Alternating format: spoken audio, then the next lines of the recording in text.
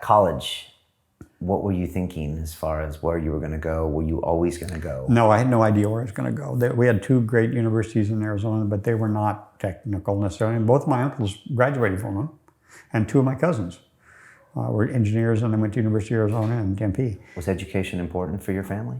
It was a future thing. It was important for the kids to get it, but the parents, no, they didn't do it. None of them. None of them. My dad's mom and dad were lucky to be past the third grade. Barely could write. Their kids got through high school and a year of college, and their kids, which is us, got to college and then some. Okay. So the expectations you see generation by generation rising, hence the need for you to keep your butt in gear. Right. I'm working on it. Don't want to be lagging. Right.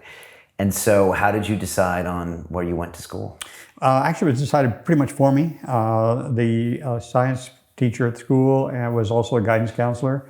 We took a lot of tests, aptitude tests, the usual things, but were pretty new for those days. And from that, they concluded that I was going to, and I agreed to be in a career in science of some sort. And he said, well, have you heard of MIT and Caltech? I said, well, I've heard of MIT, but I never heard of Caltech. And so he said, well, you might think about those places. And he went and scoured off all the books and everything, and he kind of guided through the application process. And so I submitted those two applications, and I was interviewed by their people in the field. They came to Arizona, ex-alumni or deans or somebody came out and they gave you the personal interview as well as your test. We took all the SATs and everything else to get, and I got accepted to both, and came west instead of east. Did you visit East? No, I didn't. Okay. Ever consider it? No, there was not a big thing to visit. I don't think hardly anybody visited anywhere. Okay, so you have the pamphlet and you kind of just chose. You just did it. It was a very random kind of a thing. There's no real. It wasn't done like today, where you go there and you shake everybody down and you see how you're like and you look at the social situation. And neither of these places were known for their social stuff. Right, but those were the two top technical universities. Those were the two top technicals at the time, and Stanford was coming along, but really wasn't in the running at that point. Okay. So that's a big deal. And they couldn't have been cheap to go to. It cost $3,000. Okay. And the other thing that Dad agreed to, was really serious about was education. So he promptly said he would pay all the education expenses, however long he wanted to spend them. He just wrote a check and it was done.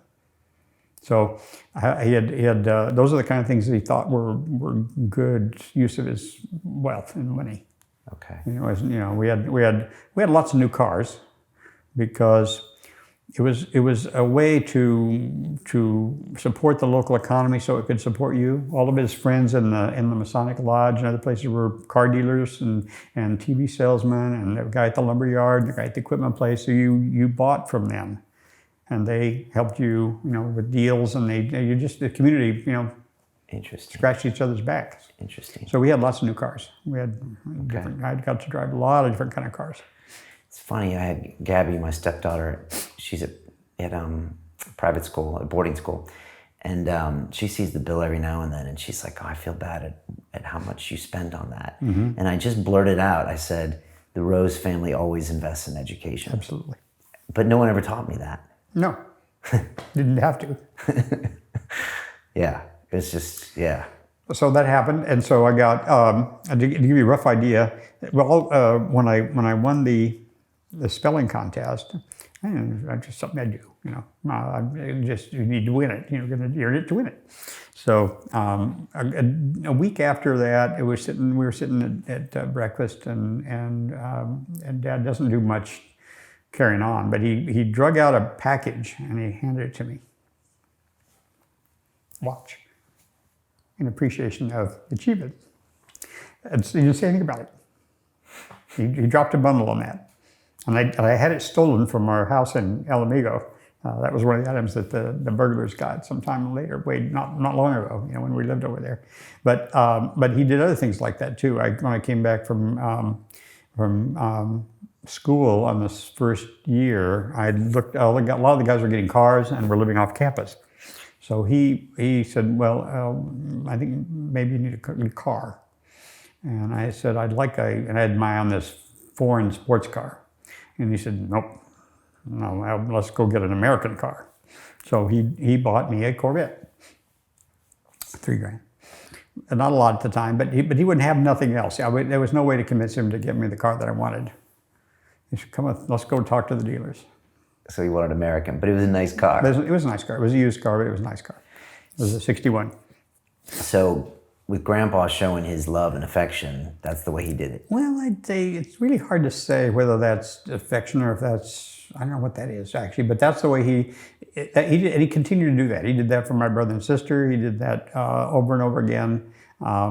Everybody deserved something at certain stages of their life. And so when I decided I was going to live off campus at Caltech, he bought a mobile home, a trailer, for me to live in, because he looked at all the rents and everything else, and he concluded that for $30 a month, he'd buy a trailer and park it there, and then provide it rent free. So he would save money getting me through school. Were you the only guy at Caltech in a trailer? Yeah, I think so. I had a roommate, my buddy, who was my roommate in the first year, but he stayed with me the second year. The two of us lived in the trailer, and then when we got married, your mom and I, he gave us the trailer as a gift. You got a Corvette in a trailer. Yeah, well, that was that, and then various other things happened like that. But it was not lavish, and it was appropriate, and there were milestones met, so to speak. So I think that from that point of view, he was not overly generous, but he didn't give you money to waste. Okay. You had to earn what you want. You could earn as much as you want. There was plenty of work. And so we get a raise. We did a little better. We finally got up to $1 an hour, I think. And then one of the things that's really important is he decided that Tom and I needed that we needed to start a business in addition to having the cattle and stuff. So we were driving tractors, and we were putting herbicides on the cotton crops with fairly toxic material and fairly risky. It would actually kill the crop if you were not very careful with the dosing. And he said, "Okay, when you're done with doing my crop, you can do some of my neighbor's crops with the equipment. I'll let you use the equipment for free, and you can go over there and charge them what I have to pay for this, which was $2 an acre."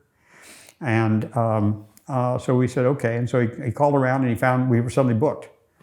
And we were working, Tom and I would work in the summer, we would work 24/7. We'd work not 24/7, but at least 15/7, running these machines up and down the rows with the chemical in it.